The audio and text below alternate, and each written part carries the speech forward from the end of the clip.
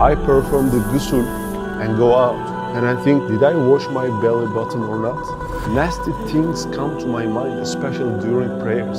What should I do? Of course, it's not easy for someone who is going through this. It's a situation that makes life miserable and unlivable, and it leads you step by step to stay away from religion. This could be one of the hardest situations of your life that you don't want to experience. Are there brothers and sisters who are experiencing these kind of things? I'm sure there are. After hearing some simple instructions, you will learn some plain truths. So you will say, brother, these troubles we were talking about are just over now. I got rid of them. Today, we will study the whispers, the Waswasah of the devil. In 4 main categories, we will talk about it. There are different types of waswasahs. You may have some hardships about it now, or you may face waswasah in the future. Before it comes and wastes your life, we should learn how to deal with it right now. The first type of waswasah is the waswasah that comes during the acts of worship. For example, when performing ablution, wudu, did I wash my arm? Let me see if it's still dry. There are like 50 questions like these. You perform a ghusl and go out. Did I wash my belly button? What if I didn't perform the ghusl correctly? I'm done. This is the first kind, the waswasah that distracts you during worship. During the prayer, you think, am I in the 3rd rakah or the 4th rakah? And you hesitate, just like that. When I first experienced this, I was nervous and I didn't know what to do. I relieved when I heard that there are millions of people who has been experiencing all these. Thousands of scholars wrote solutions about these. So it's not a desperate situation, brother. The second type is this, OCD, Obsessive Compulsive Disorder, also known as the doubting disorder. The most basic levels, of course, don't count as OCD. For example, did I leave the iron on or not? Did I lock the door or not? Of course, this can advance to a much greater level. We will talk about it. When you have the third type of waswasah, you think like, ugly things come to my mind, especially during prayers, during salah. When I think of holy things like Kaaba, Prophet ﷺ, dirty things pop up in my mind. What should I do? I'll go crazy. These kind of things come to our minds, right? And there is the fourth type of waswasah. I got tons of questions about faith, questions about Allah, questions that brings doubts. You are in a continuous struggle with the devil. But brothers, alhamdulillah, we've conducted a good research. It took a long time. We researched Islamic facts about this subject. We sought advice from scholars and consulted psychiatrists. I'll try to summarize the topic quickly with all the information mentioned above. I'm confident. I don't rely on myself. I rely on the truth inside the Quran. I don't remember exactly, maybe 5 years ago, an old video about Waswasah that one of our followers who suffered from OCD watched for 10 years and almost lost his mind. He got better with just one video, with a few instructions. Some of you may think that, is that easy? It's hard to get into the castle if the gate is solid. But what if you have the key with you? I bring forth the consensus of Islamic scholars and psychiatrists who have done their research for years. Why can't we solve this? One day someone came. He had waswasah about the prayers. Ugly things were coming to his mind when performing salah. What am I gonna do? Is my prayer not accepted? He couldn't stop it. After a while, we asked him, brother, how is it going? Have you solved the problem about waswasah? He said, I got a solution, brother. How? I quit praying. There's no waswasah. Of course, we will not suggest these kind of solutions. When whispering waswasah, devil's aim was this, to make you quit praying. Let's start with the first type of waswasah, from the waswasah that comes during worship, prayer or wudu. For example, have I recited the Surah Al-Fatiha or not? Have I recited the additional surah? These are the classics of the devil. Think about it. Everybody is like, am I in the 3rd rakah or the 4th rakah? Everybody thinks this, right? Isn't this proof enough that a common enemy, Satan, is playing games with us? Wake up, guys. Wake up, there's such a thing as the devil. The devil constantly messes with us like this. So what is the solution? The solution is crystal clear. First of all, you must realize that the devil is speaking to you. The second thing is, you have to learn more about fiqh. If you learn more, these waswasahs will disappear. Let me give you an example. You're praying Am I in the third rakah or the fourth rakah? You ask yourself. By the way, I'm conveying the opinions of the scholars who are specialists in the fiqh, not me. This is not me. The scholars of fiqh say that if this is something you experience once or twice, I mean the third rakah or the fourth rakah, this is once or twice and it's not continuous, you need to perform the prayer again. If this happens frequently, you must look to yourself for which possibility do you feel more certain, having prayed 3 or 4 rakah. If any of them overweigh the other, you have to act accordingly. So what if you can't decide on 1, 3 or 4? Then you will just go with the lesser number. So you'll choose 3. Let's say you actually perform less. Your prayer is still valid. You perform the ghusl and you get out and say, have I washed the back of my ear or not? You immediately go and make your intention clear. I intend to complete performing my ghusl for the sake of Allah. Wash wherever you think you missed. For example, back of your ear. Just wash that part and carry on with your day. Don't start ghusl from the very beginning. These are some regulations of the fiqh. These sayings do not belong to me. If these kinds of waswasahs keep coming to you, like, have I washed there or not? I'm not sure. You are not supposed to wash that part. I know that it's hard to apply. You want to wash that part, but don't. How about I re-wash it just to be sure? Brother, if you re-wash it, you are surrounding with your waswasah. You are feeding your anxiety. The devil will succeed in his mission and continue to mess with you because it worked. You mustn't wash. Let's say you missed a spot and didn't re-wash it. Your ghusl is still valid, brother. What is your intention? Do you have bad intentions when you don't wash it? Then there's no problem. So we should learn fiqh. Waswasah is a thing that cannot get along with knowledge and information. Ignorance invites waswasah. From now on, you won't have a problem with whether you are in the third rakah or the fourth rakah because you learned it. Even if there's a problem, it will be rare. The devil brought waswasah, but it didn't work. What do you think the devil's gonna do? As he understands that his efforts are in vain, he will not insist on it. But when you perform the ghusl for 2 hours, 3 hours, you don't only give importance to his efforts, but also sin by wasting too much water. This is not how our religion is. You're making things up. You don't have more knowledge than Imam Azam, Imam Shafi'i, Imam Ahmed Hanbal, Imam Malik. Let me tell you something interesting about wudu. It may help you. Say you are not sure about whether you have wudu or not. You remember making wudu, but don't remember breaking it. But you are still not sure. Waswasah comes saying, what if I broke it, but cannot remember it? In this situation, you don't have to make wudu again. The rule is this: if you remember making wudu, but you don't remember doing anything that invalidates it, then you have the wudu. If the devil tries to give you waswasah, remember this rule and move on. Now it's time we talk about OCD. Guys, this is a serious matter and a difficult topic. There are different kinds of OCD. People who have this hide it from other people at first. They don't want to tell others that they have a disorder. They won't admit it's a disease. And the problem gets bigger. For example, they read a sentence in a book. The devil whispers inside, read it again. They read it again and again and again. They read it too many times. The more they pay attention to that voice, the more they fall apart. The devil tries to make life unlivable, leading to suicide, rebellion against Allah. Are you familiar with OCD about cleaning? Have you seen people wash their hands with soap too many times?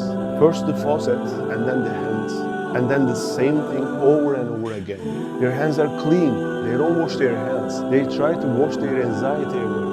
By repeating this action, they are like pouring gasoline into the fire without knowing it. There's repeating your actions. As I just said, there's a type of OCD that shows itself with checking things like, have I locked the door? Let's double check it. Then triple check it. What if I've forgotten the iron plugged in?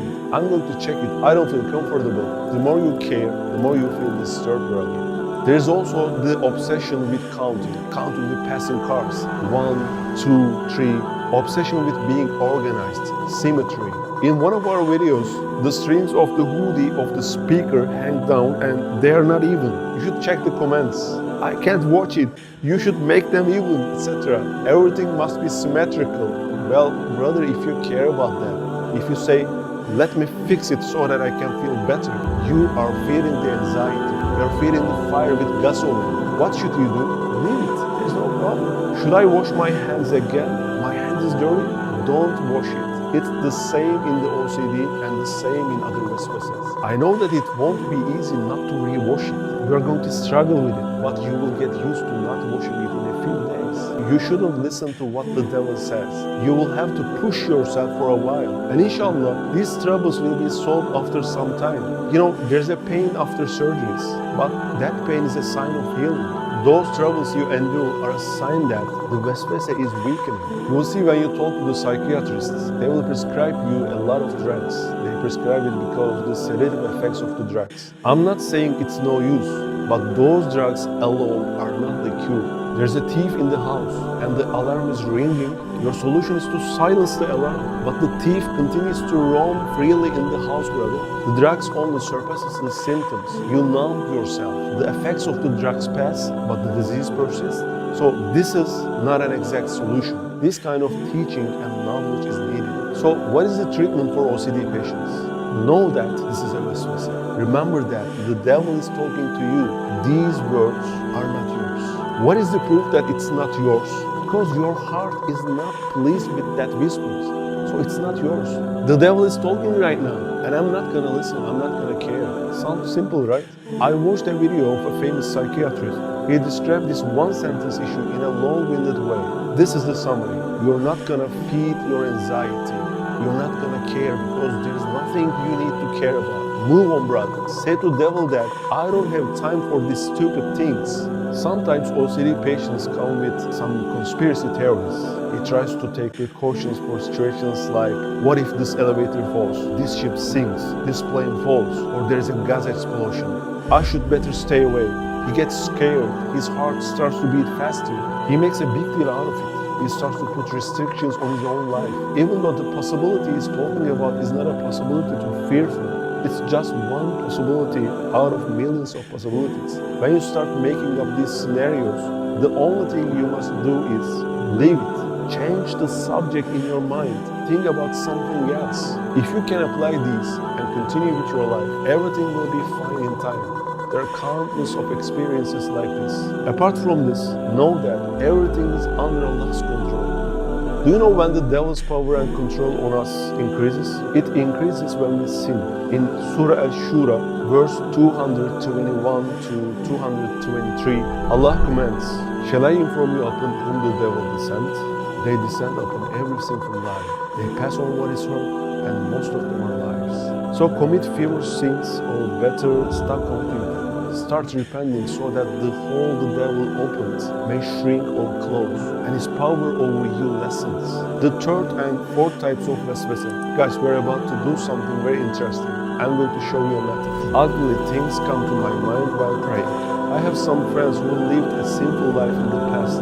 They experience this kind of waswasah more. This can happen when you are overwhelmed with your emotions. As Ustad Bediüzzaman said in a Risale on waswasah, although opposition is the cause of distance in the outer world, it is the cause of the proximity in the imagination. What does this mean? So, when I say black to you, you might think of white. When I say east, you may think of west. Do you get what I mean? Since there is such a thing as connotation, when you are in the most blessed environment, for example, you are at Kaaba, you are praying, something that has nothing to do with that environment may pop up in your mind.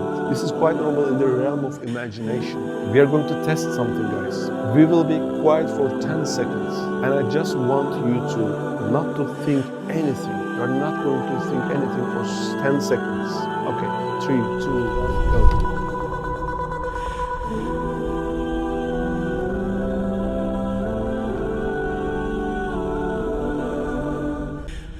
Could you do it?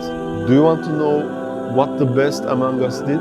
He thought of not thinking anything. I mean, you can't stop imagining. Even when you sleep, you dream. Imagination doesn't stop. You are not able to stop even if you want to. So how do we get rid of them? It was about 4 years ago. There was an atheist guy in a lecture with us. I talked about waswasah and this guy started to believe after the lecture. He became a Muslim. What's that about? In one Risale, Bediüzzaman Said Nursi says that, do not be alarmed, for what comes to your mind is not abuse, but something imaginary. And like to imagine unbelief is not unbelief, to imagine abuse is not abuse either, he says. If a thought like Allah doesn't exist crosses your mind, will you be responsible for that statement? No, you can't stop thinking. You don't have the full control of what you think. And it has nothing to do with your will. If you say those bad words physically with your tongue by believing in them, may Allah forbid, then it will make you responsible. You are not responsible for the thoughts that cross your mind. We had that lecture and the guy started to believe. You know why? He thought that those theological problems crossing his mind were his own words. He said to himself, okay, I became an atheist. Look at what I think about the Prophet ﷺ. You understand, brother? Those are not your words, but the devil's words. What is the proof that this is not my word? This is from Satan. The proof is your heart is disturbed by those words. You wouldn't be disturbed if those were your own words, would you? So someone is talking, which makes you uncomfortable. The second proof is, even though you want to stop it, you can't. You wouldn't speak or continue to talk if those were your words. So it's not a matter of your own will. Then the solution is, if those are the devil's words, if those are not my words, then whatever he makes me think, I am not responsible for them. Those are not my words. This is our solution for this type of waswasah. In a book of Bediüzzaman, there's a principle. It goes as this: a possibility that does not arise from any proof or evidence is no importance. Do you know the Black Sea? If I say to you that all the water of the Black Sea has disappeared, it's all gone, you will ignore this statement, right? Why? Why don't you believe? Because there's no evidence. But is this a possibility? Yeah, it's a possibility. The sun won't rise tomorrow. Is this a possibility? It's a possibility. But we don't care. You don't care because I can't show you any evidence. There's nothing from astronomy. There's nothing from the news channel. So what crosses your mind? Is our religion true? What if Allah doesn't exist? You will say to the devil that, do you have any proof of this? No. Then stop talking. There are dozens of pieces of evidence that prove the existence of Allah, the truths of Islam. Whenever waswasah comes to your mind, you will say, I will look at the evidence. I won't evaluate a case without any evidence. You're fine now. I was fine too when OCD started to come heavy on me. If I didn't know these lessons, I would be banging my head against the wall. We always think of ourselves far from negative things, right? We say, not me. Brother, nothing is certain in this world. Take these prescriptions and put them in your pocket. What was the first type of waswasah? The waswasah that comes when you are worshipping. When you learn fiqh, it goes away. What was the second one? It was OCD. What is the solution for OCD? You won't care about it. You won't feed it by repeating it. What was the third type? Ugly things come to my mind. What did we say? Brother, you are not responsible for what crosses your mind. You are not doing it deliberately. Since you can't stop the images that come to your mind, they are not yours. They are from the devil. If they are from the devil, there's nothing to be afraid of because you are not responsible. When you're aware of these, the problem starts to go away. The fourth type of waswasah was thinking about questions on faith. If it doesn't have a basis in terms of evidence, it doesn't have any value, does it? No. Sometimes you think like, maybe there is no creator as we believe. What will you say to the devil? Do you have any proof that Allah doesn't exist? No, you don't. You'll say, so devil, just move on, because we don't evaluate a case without an evidence.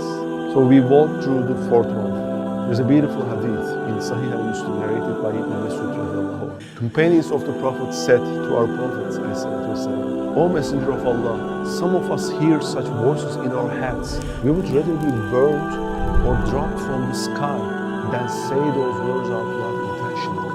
You see, Sahabas were having this too. Same thing, brother. You're not alone. Even the companions had it 1400 years ago. You get it? And the Prophet ﷺ answers, no, this is the expression of true faith. MashaAllah. You see, our Prophet ﷺ shows something that seems to be negative as actually positive. Do we need to say more? So let our final words on this matter be this. Does a thief choose to steal from an empty house? No. Why? There's nothing to steal inside. He enters a full house, right? If you are getting waswasah, brother, the devil has something to get from you. You're not empty. He doesn't want you to enter the paradise. You're not empty. You have values. That's why the devil is messing with you. This is something good. What is bad about you having waswasah? Be careful. Your house is surrounded by the thieves. Satan wants to deceive you. If you don't take these precautions, you may go to the afterlife empty-handed. May Allah forbid. So pray Allah, Ya Rab, grant your blessings and healing to our brothers and sisters who are afflicted with Waswasah disease. سبحانك لا علم لنا إلا ما علمتنا إنك أنت